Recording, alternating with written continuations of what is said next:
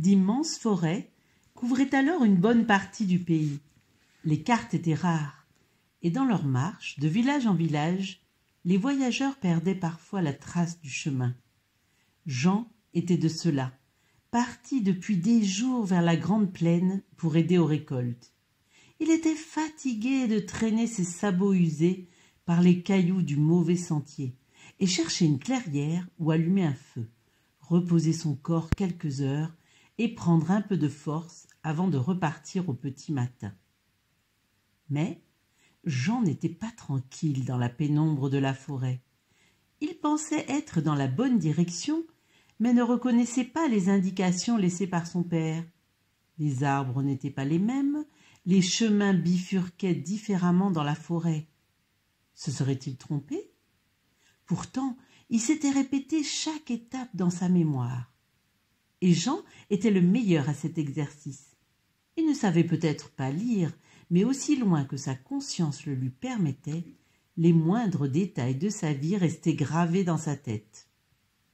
Il les classait comme dans des armoires pour pouvoir les retrouver. Et toute sa vie était comme cela, bien rangée, bien ordonnée. Il ne pouvait s'endormir sans aligner ses sabots tout au coin de la paillasse.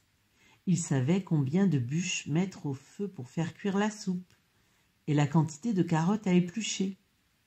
Il connaissait les pierres capables d'aiguiser son couteau, qu'il rangeait toujours dans sa poche gauche. Il distinguait quelle plante pourrait calmer une toux ou quelle écorce lui servirait à allumer un feu.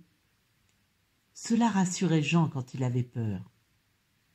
Oui, car il avait peur, peur des autres, peur de mal faire, peur de ne pas choisir les bonnes solutions et de ne pas être à la hauteur de ce qu'on attendait de lui. À chaque fois qu'il fallait faire un choix, sa mémoire se mettait à chercher tellement de possibilités qu'il ne savait plus que faire.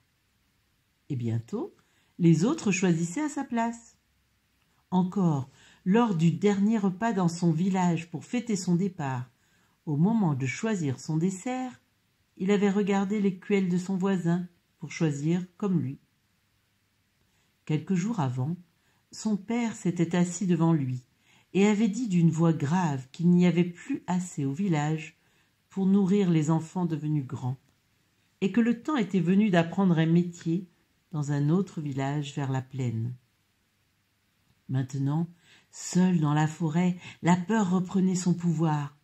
Peut-être n'avait-il pas pris la bonne direction au dernier carrefour. Peut-être était-ce au croisement d'avant, peut-être son père s'était-il trompé, ou alors peut-être même l'avait-il fait exprès, comme on le raconte dans certains contes, vous savez.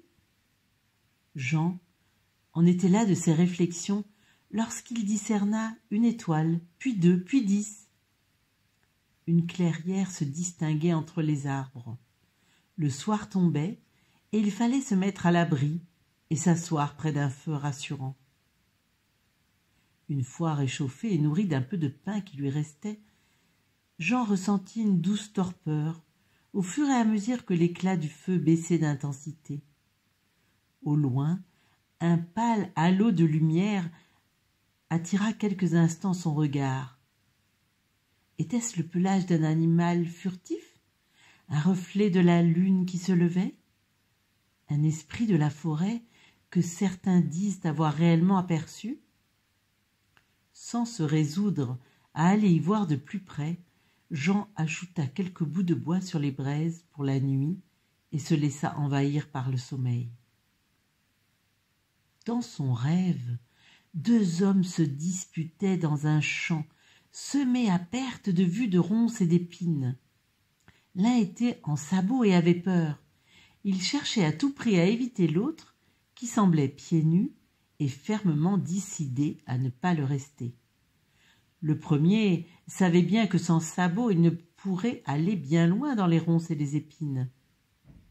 Ne voulant pas songer à cette fin funeste, il se démenait comme il pouvait pour se libérer et fuir, fuir, fuir.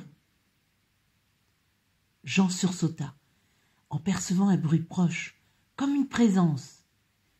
Mais alentour, il ne distingua rien dans la pénombre de l'aube déjà naissante. Le feu avait faibli. Au loin, le pâle halo de lumière qu'il avait vu la veille attira quelques instants le regard de Jean, qui se rassura à cette vision connue. Mais ailleurs, nulle trace de vie. Il se redressa pour remettre du bois et chercher ses sabots alignés tout au coin de sa couverture. Rien. Les sabots avaient disparu. Tournant la tête, il s'aperçut du vide, tout près du feu. Sa gourde d'eau et le peu de pain qui lui restait s'étaient comme envolés aussi, ainsi que sa besace. Jean se retrouvait seul, scrutant autour de lui d'éventuels indices du passage d'un voleur ou d'un animal. Il chercha pendant longtemps. Il ne pouvait continuer ainsi sa route pieds nus sur des sentiers hasardeux, sans nourriture et sans eau. Mais que faire? Le jour naissant lui dévoila peu à peu l'endroit où la nuit l'avait saisi. Le début d'un sentier s'ouvrait devant lui, puis un autre, encore un autre un peu plus loin. Il eut beau chercher dans sa mémoire, pas de trace d'un tel carrefour. Peu à peu, l'envahissait la peur du choix qu'il faudrait faire pour continuer sa route. Assis sur ses talons, il laissa monter dans ses yeux une buée qu'il connaissait bien. Combien de temps resta-t-il ainsi? Nul ne le sait.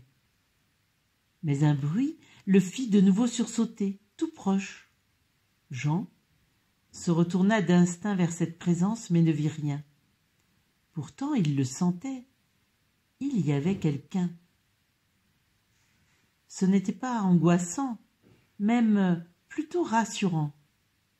Mais il ne comprenait pas ce que c'était, ni pourquoi il ne pouvait maîtriser cette sensation. Était-il en train de devenir fou? Il resta immobile quelques instants, encore, pour laisser passer les pensées qui l'assaillaient. Mais il lui fallut bien reconnaître que ni sa mémoire, ni ses idées ne lui permettaient de résoudre ce mystère. Et puis la présence était finalement rassurante. Il avait la sensation qu'elle se rapprochait de lui, comme pour le pousser en avant.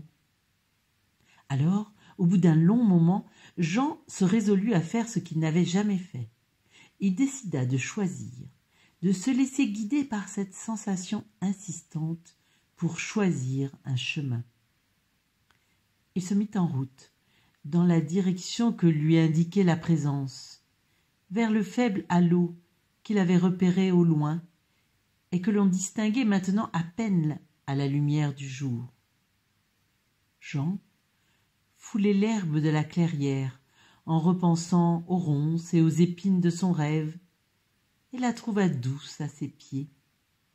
Il discernait quelque chose au loin, comme l'éclat d'une rosée brillante de soleil sur un petit tas de branches. Il s'approcha et vit alors 2 sabots magnifiques, neufs et bien alignés au coin d'une besace en cuir souple. Était posé dessus, comme pour un repas, un beau pain tout doré, une gourde bien gonflée et une petite outre de vin.